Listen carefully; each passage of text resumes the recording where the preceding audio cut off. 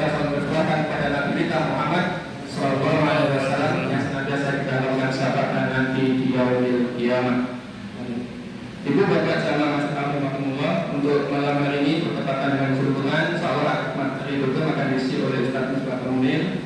Sengaja malam ini kami ambil satu paket imam sholat putra beliau sendiri Misbahul Munir Junior, dan untuk untuknya sholat disampaikan oleh Misbahul Munir Senior.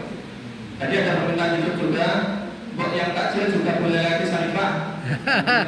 Satu paket sekalian pahalanya. Tapi karena sudah terjadwal, jadi tidak bisa kita penuhi. Oke, untuk meningkat waktu, kami mohon pada Ustaz Misbahul Munir untuk menyampaikan materi pada malam hari ini secukupnya. Mohon silakan Ustaz Misbahul Munir untuk menyampaikan materinya. Ya, sebelum kita mulai kajian malam hari ini, marilah kita buka dulu dengan membaca basmalah bersama-sama. Bismillahirrahmanirrahim.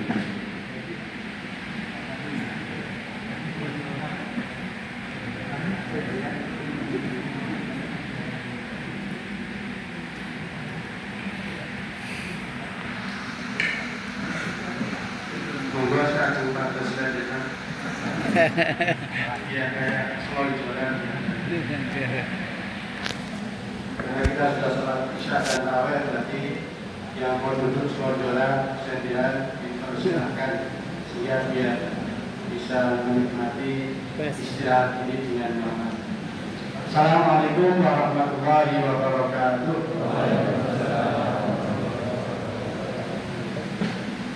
Innal hamdalillah nahmaduhu wa nasta'inuhu wa nastaghfiruh wa na'udzu billahi min shururi anfusina wa min sayyiati a'malina. Man yahdihillahu fala mudilla lahu wa man yudlil fala hadiya lahu. Asyhadu an la ilaha illallah wa asyhadu anna Muhammadan 'abduhu wa rasuluh. Allahumma shalli wa sallim wa barik ala Muhammad wa ala alihi wa ashabihi wa ala man ittaba'ahum bi ihsanin ila yaumil qiyamah. Amma ba'd. Bapak dan Ibu, saudara-saudara jamaah Masjid Ar-Rahim, jamaah salat Isya dan tarawih yang senantiasa dirahmati Allah Subhanahu wa taala. Syukur dan kita panjatkan kehadirat Allah Subhanahu wa taala. Malam hari ini kita semua sehat, kita semua diberi kesempatan dan kelonggaran waktu sehingga kita bisa bersama-sama berjalan dari rumah menuju masjid ini dalam rangka menjalankan ketaatan kepada Allah untuk salat Isya berjamaah dilanjut dengan salat tarawih berjamaah. Maka semoga kita berdoa dan berharap setiap langkah kita yang satu menghapus dosa, semoga yang satunya mengangkat derajat kita, sehingga apa yang kita lakukan ini berkahi Allah dan semua amal soleh kita dilipat gandakan pahalanya oleh Allah Subhanahu wa taala. Amin. Salawat dan salam mari kita doakan kepada Allah, semoga Allah limpahkan dan curahkan kepada Nabi kita Muhammad sallallahu alaihi wasallam. Bapak dan Ibu jamaah rahimahullah, sebelum saya menyampaikan materi pada malam hari ini, pertama saya mengucapkan terima kasih kepada taklim. Saya mewakili orang-orang tua yang anaknya diberi kesempatan terdiri di mimbar ini atau diberi kesempatan untuk imam. Kebetulan malam ini anak saya. Semoga ini menjadi amal jariah Bapak dan Ibu semua. Karena tidak semua masjid itu memberi kesempatan kepada anak-anak muda untuk berani dan diberi waktu dan kesempatan untuk berdiri di mimbar. Dan ini sangat bagus karena mereka nanti akan menggantikan Pak Bun, menggantikan Pak Bowo, menggantikan Pak Heru, menggantikan Mas Tajimin, menggantikan Pak Zen, menggantikan Bambang, yang menggantikan kita semua yang pasti kita akan menua dan kita sendiri akan mampu sholat. Salah satu jamaah kita yang rajin dan rutin tidak pernah ketinggalan sholat di masjid yaitu Pak Yanto, yang tapi diuji Allah itu sakit, kemarin jatuh, itu jatuh yang pertama, kemudian ketika ke kantor jatuh lagi. Saya tadi pagi ketemu langsung dan berbincang-bincang dengan beliau, itu ternyata memang ada gejala penyumbatan ke otak.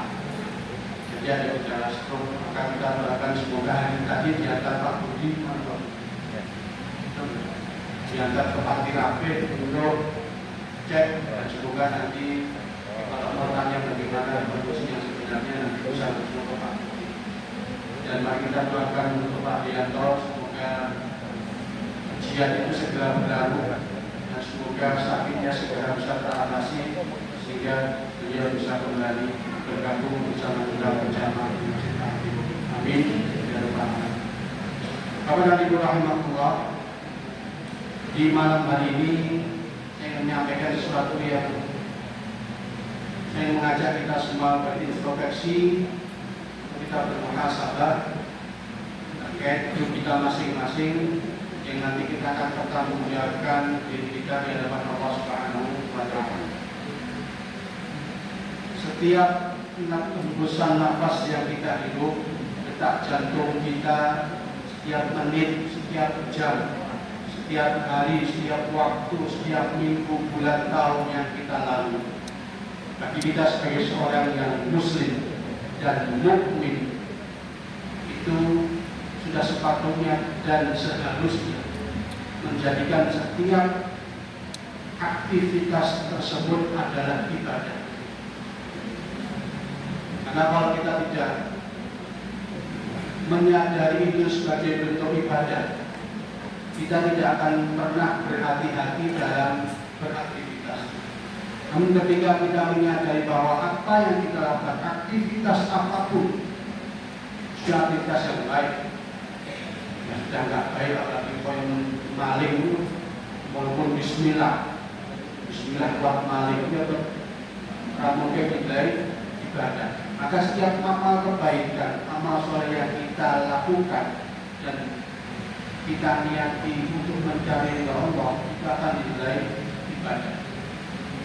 Dan setiap kita menyadari itu sebagai bentuk ibadah, pasti kita akan melakukannya dengan maksimal, dengan sepenuh hati, dengan mengharap ridha Allah Subhanahu wa Ta'ala. Maka semua aktivitas kita ibadah kita lakukan, kita tidak perlu lagi berpikir tentang pahala.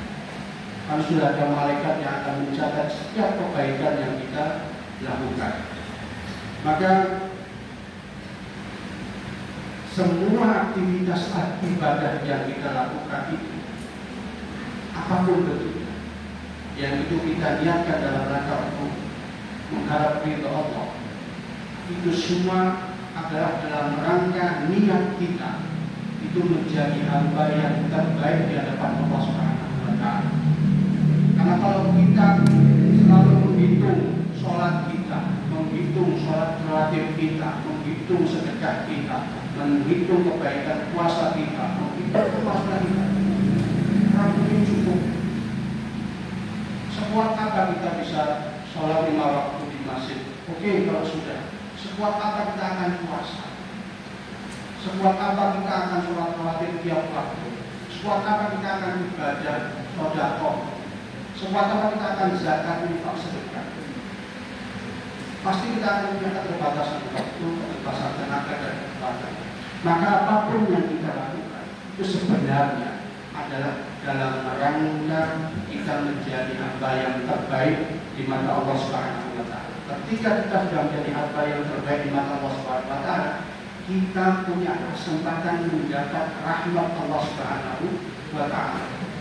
Karena rahmat Allah itulah yang menentukan kita itu nanti bagaimana. Tidak ada jaminan kita itu aktivitasnya sholatnya luar biasa kalau kita tidak mengharap ridha Allah, kalau kita tidak mendapat rahmat dari Allah Subhanahu wa Ta'ala. Bahkan engkau yang nafikiran, bukan ibadahku yang bisa membuatku masuk surga, tapi apa? Rahmat Allah, kasih sayang Allah yang bisa membawa saya masuk surga. Maka ketika kita khusyuk beribadah, kita rajin beribadah, kita rajin bersedekah, kita rajin beramal soleh, itu semua dalam rangka kita berusaha menjadi hamba yang terbaik di mata Allah Subhanahu wa Ta'ala. Maka kita tidak perlu lagi memikir pahala, karena pahala itu sudah pasti akan didapat dari kita yang beramal soleh. Tapi ketika kita beramal soleh, niatkan bahwa kita dalam rangka kita berusaha menjadi hamba yang terbaik di mata Allah. Hamba yang terbaik di mata Allah, bukan di mata manusia. Maka kita diberitakan Allah fastabiqul khairat, berlomba-lombalah berbuat kebaikan. Itu semua dalam rangka kita berusaha menjadi hamba yang dirilik Allah, diperhatikan Allah dan mendapat rahmat Allah Subhanahu wa taala. Maka Bapak dan Ibu rahimahullah, lalu bagaimana caranya agar amal kebaikan yang sudah kita lakukan itu tidak abadiah, tidak sia-sia? Apa yang harus kita lakukan agar kebaikan yang sudah kita lakukan selama ini tidak ambiar, tidak muspol, tidak sia-sia, bahkan bisa hilang sama sekali? Dalam beberapa penjelasan disebutkan bahwa paling tidak ada 4 hal yang harus kita perhatikan agar kebaikan kita itu tetap terjaga sehingga kita masih mendapat rahmat Allah Subhanahu wa taala. Apa itu yang harus kita lakukan agar kebaikan itu tetap terjaga? Mohon dilakukan. Menanya, menanya. Pun. Kalau namun beliau petani. Ya. Tidak bisa makan. Yang sudah serba sambil ini. Ada 4 hal yang harus kita perhatikan agar atau kita bisa terhindar dari ibadah yang sia-sia. Yang pertama, agar kita tetap baik di mata Allah. Usaha yang pertama yang harus kita lakukan adalah yang pertama al-bughdu 'anil ma'asi. Li'anna al-ma'siyata tub'idul insani 'anillah. Yang pertama adalah menjauhkan diri sejauh-jauhnya dari perbuatan maksiat. Karena kemaksiatan akan tub'idul insani 'anillah. Karena kemaksiatan yang kita lakukan itu akan menjauhkan diri kita dari Allah Subhanahu wa taala. Dalam Al-Quran banyak sekali Allah jelaskan apa saja kemaksiatan yang harus dijauhi. Contohnya, wala taqrabu zina, jangan dekati zina. Allah pakai kalimat yang luar biasa. Bukan wala taf'alu zina, jangan kamu melakukan zina, tapi apa? Allah katakan wala taqrabu zina, jangan dekati zina. Maka segala sesuatu yang bisa mengarah atau menghantarkan kita berbuat zina itu harus dijauhi dan jangan dilakukan. Ini harus menjadi perhatian kita semua, anak muda itu harus orang tua dan bagaimana bisa menjaga anak-anak kita jangan sampai terlalu bebas dalam pergaulan yang bisa akan mencelakakan anak kita masuk. Yang ayat yang lain Allah katakan innamal khamru wal maisiru wal anshabu wal azlamu rijsun min amali syaitan. Judi, undi nasib adalah rijsun min amali syaitan, fajtanibu, maka jauhi. Allah langsung katakan jauhi, jangan dikatakan baru. Berarti kalau Allah mengatakan pakai la taqrabu fajtanibu, itu berarti sesuatu yang dilarang Allah dan kita jangan pernah sekali-sekali berani mendekati, apalagi mencoba. Ayat yang lain, kurimat alaikumul maitatu wad damu wal lahmul khinzir, telah diharamkan kepada kalian daging babi, darah, bangkai dan hewan yang disembelih bukan nama atas nama Allah Subhanahu.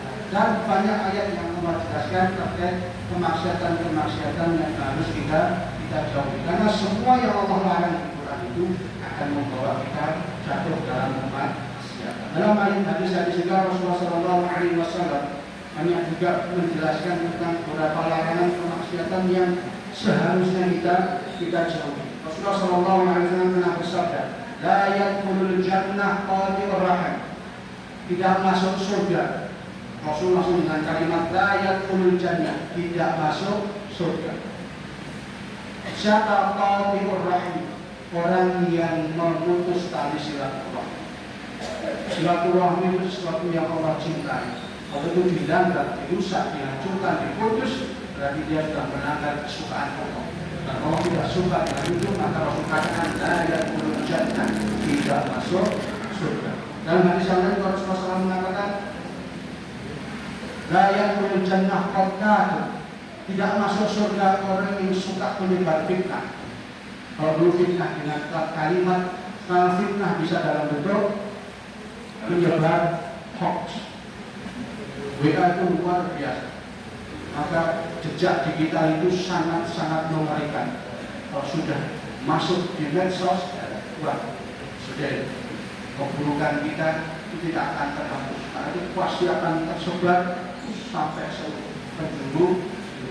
Dan kalau itu keburukan atau itu fitnah, maka itu perbuatan yang Allah katakan atau Rasulullah SAW katakan la yadkhulul jannah qattatun, tidak masuk surga orang yang suka menyebar fitnah. Dan banyak hadis yang lain yang menjelaskan tentang kemaksiatan yang harus kita jauhi, karena itu bisa membuat diri kita tidak lagi menjadi hamba yang terbaik di hadapan Allah Subhanahu wa taala. Jamaah rahmatullah yang kedua, setengah sama rampung dari kelas sebagai program kampung sampai menjelang sahur. Yang kedua, at-takabbur. Apa itu takabbur? Sombong. At-takabbur huwa batrul haqqi wa ghamdun nas. Takabbur atau sombong adalah batrul haqq, menolak kebenaran, wa ghamdun nas, dan meremehkan dan merendahkan orang lain. Hati-hati. Nabi mengatakan dengan kalimat yang sangat tegas, la yadkhulul jannah man kana fi qalbihi mithla habbatin min kibr. Tidak akan masuk surga orang yang di dalam hatinya itu ada sebesar biji sawi atau satu pot kesombongan yang menempel di dalam hati. Karena namanya kesombongan itu luar biasa. Orang sudah sombong, itu kebaikan, kebenaran disampaikan oleh seseorang, itu akan membuat orang itu tidak mau mendengarkan, menolak. Itu sombong, iso-iso ngomong. Dia akan meremehkan dan merendahkan orang lain. Mendat kalimat, ucapan, WA, status yang itu semua mengarah pada kesombongan dan meremehkan orang lain, maka itu jadi kategori orang yang sombong dan jangan pernah sombong. Karena yang berhak sombong hanya Allah Subhanahu wa ta'ala. Siapa kita kalau kok berani sombong? Sak sugi-sugi kok kita mesti akan mati. Sak hebat-hebatnya, sak getar-getarnya orang, nanti dia tidak akan keluar dari rumah. Sepintar-pintarnya orang, dia nanti akan keluar dan dia bisa bingung.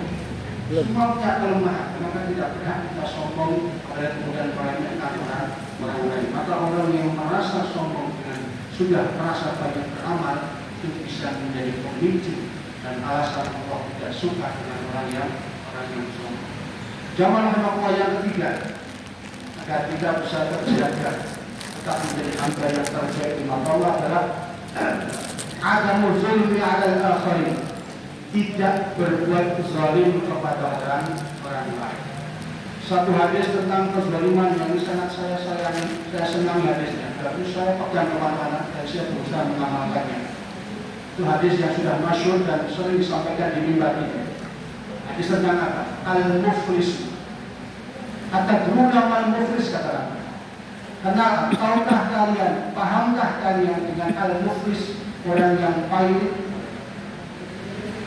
Qalu al-muflisu man la dirham lahu wa la mata', kata para sahabat. Orang yang paling itu Nabi adalah orang yang tidak punya uang dan tidak punya kekayaan.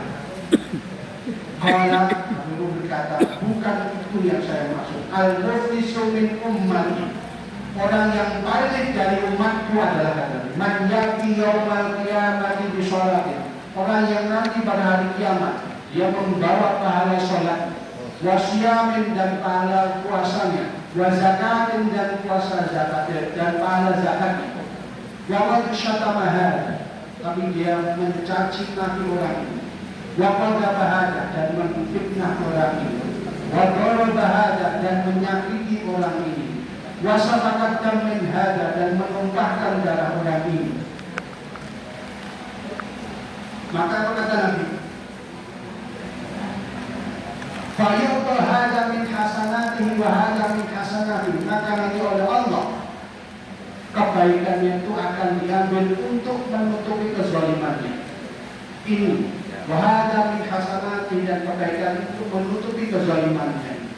Fa in faniyat hasanatu, dan tatkala kebaikannya itu telah fana, sirna, habis, entek, ludes, ukhidha min khotoyahum, maka kesalahan orang yang dizalim itu akan diambil Allah, faturiha, kemudian Allah akan lemparkan kepada orang yang mempuasa bahwa ada soal zakat dari umat yang dan tadi dilemparkan ke dalam neraka. Alhamdulillah, dan hadis riwayat Muslim.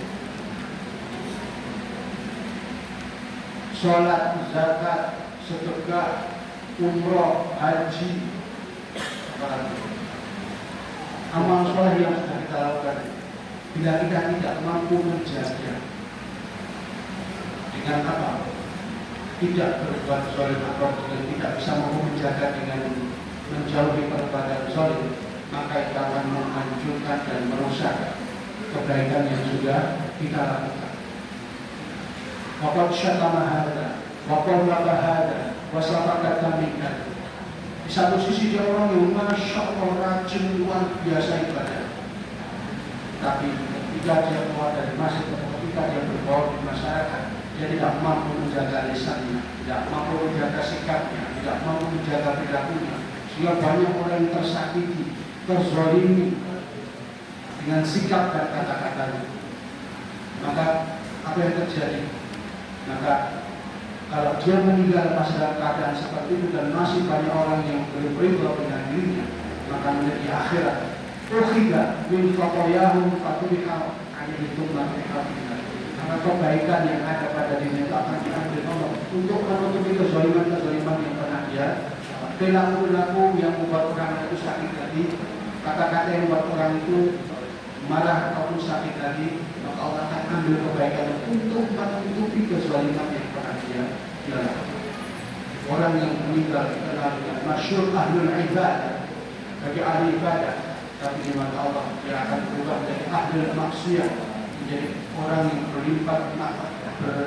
bergelimang kemaksiatan. Kenapa? Karena kesalahan yang ada pada orang yang dia zalim akan diambil Allah dan dilemparkan kepada dirinya. Maka kita harus berhati-hati. Kenapa? Kalau kita tidak mampu menjaga sikap, menjaga, paling berat menjaga ini.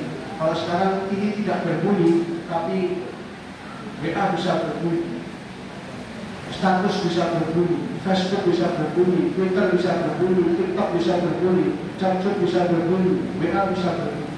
Dan itu kalau kita tidak bisa mengendalikan diri untuk tidak berkata-kata yang baik, tidak sampai menyakiti orang lain, maka kita harus berhati-hati dan ingat dengan hadis ini, al-muflis, orang yang paling, orang yang dikenal begitu ahli ibadah, dan dikenal Allah yang akan berubah menjadi orang yang paling dan kebaikan yang digunakan untuk menutupi kezaliman. Yang terakhir, Allah pas.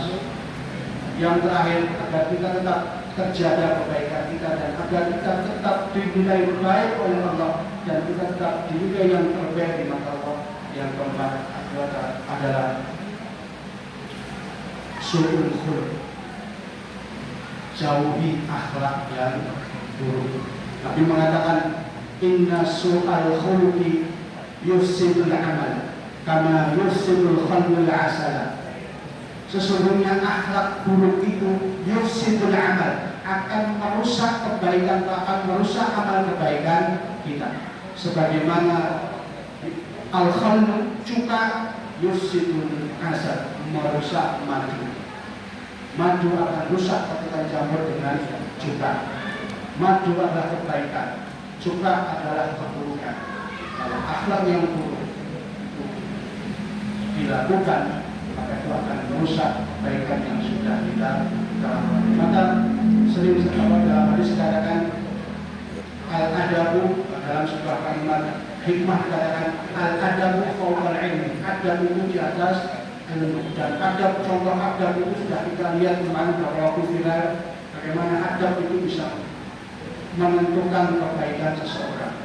Adab yang buruk itu bisa langsung menghancurkan orang dalam hitungan waktu, hanya hitungan jam. Berapa lama dia berbuat, tapi yang satu kesalahan, dia salah ngomong, tidak mampu mengatur kata-katanya. Walaupun niat untuk main-main, tapi pada kemudian berujung pada seperti merendahkan orang lain, maka apa yang terjadi? Orang yang direndahkan menjadi mulia, dan orang yang mulia berubah menjadi terhina. Karena akhlak yang buruk itu akan bisa menghancurkan diri kita. Kebaikan kita akan sirna karena keburukan yang kita lakukan. Maka Rasulullah SAW pun banyak dalam hadis menceritakan dan menjelaskan tentang akhlak yang buruk. Nabi mengatakan, la yadkhulul jannah mannan wala 'aqul wala mudminu khamrin. Tidak masuk surga mannan, orang yang suka menyebut-nyebut pemberian. Terus dikiai kita ngasih orang suka mengonek-onek orang yang kita kasih. Maka orang itu tidak. Terus diwangi dan kalimat-kalimat itu.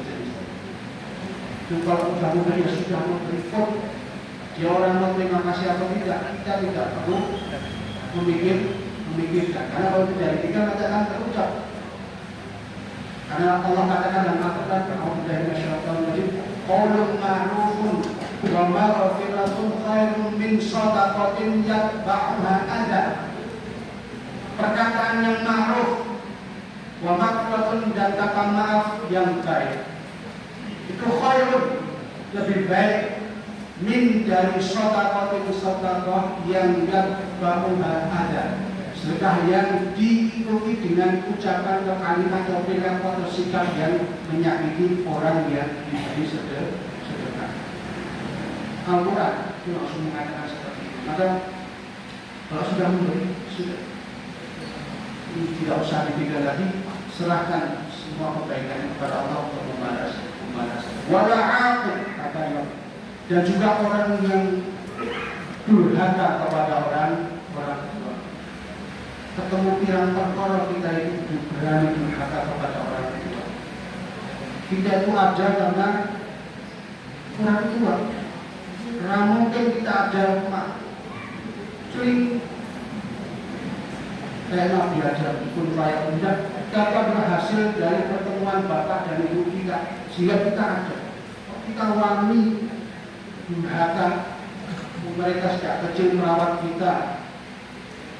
Ibu kita 9 bulan, ketika kecil orang tua kita sampai besar, terus gede kok jurnali, ketemu pirang perkara. Ketika orang tua kita juga sudah sepuh, kok kita tidak mau merawat, yuk ketemu pirang perkara. Mereka merawat kita dari kecil. Ketika mereka sudah waktunya harus istirahat, itu saatnya kita kemudian mengganti untuk merawat mereka. Maka berbakti kepada orang tua itu tidak ada batasnya. Sampai beliau berdua pun meninggal, kita harus berbakti kepada orang tua. Tidak ada mantan anak, tidak ada mantan ibu, mantan suami ada, mantan istri ada, tapi anak tidak akan pernah ada mantan. Mereka adalah orang tua. Kita maka sampai kapanpun jangan pernah kita menjadi orang yang berani durhaka kepada orang tua. Wala mudminu khamrin, dan tidak juga, dan orang yang akan masuk surga adalah mudminu khamrin, orang yang suka minum. Kalau tidak tobat, maka Anda yang turun jannah, dia tidak akan masuk surga. Dan sudah jelas dan Rasulullah Shallallahu Alaihi Wasallam. Bapak dan Ibu rahimah, pas tengah 9 itulah beberapa hal, 4 perkara yang mari kita jaga agar kita tetap menjadi hamba yang terbaik di mata Allah Subhanahu Wa Taala. Karena dengan menjadi hamba yang terbaik di mata Allah, kita akan mendapat kesempatan rahmat Allah. Kalau kita mendapat rahmat Allah, maka semua yang kita lakukan di dunia akan dimudahkan Allah, dan nanti di akhirat kita akan mendapat rahmat Allah, cinta Allah, kasih sayang Allah, dan kita bisa masuk surga dengan lancar tanpa halangan apapun. Semoga kita jadi hamba yang terbaik dan istiqomah dalam ketaatan. Semoga Allah Subhanahu wa taala memanjangkan umur kita dan membiasakan kita menjadi hamba yang selalu beramal soleh. Aku lupa bihadza astagfirullahaladzim wa lakum. Assalamualaikum warahmatullahi wabarakatuh.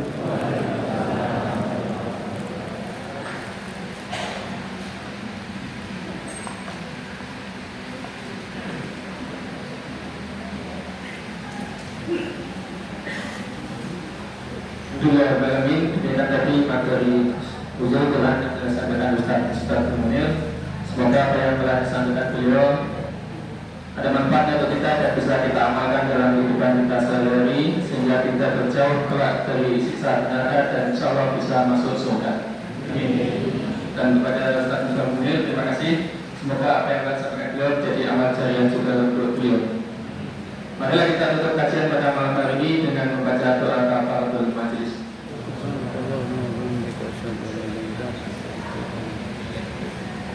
Kalau lebihnya dari kami mohon maaf. Bila kami berhidayah. Assalamualaikum warahmatullahi wabarakatuh.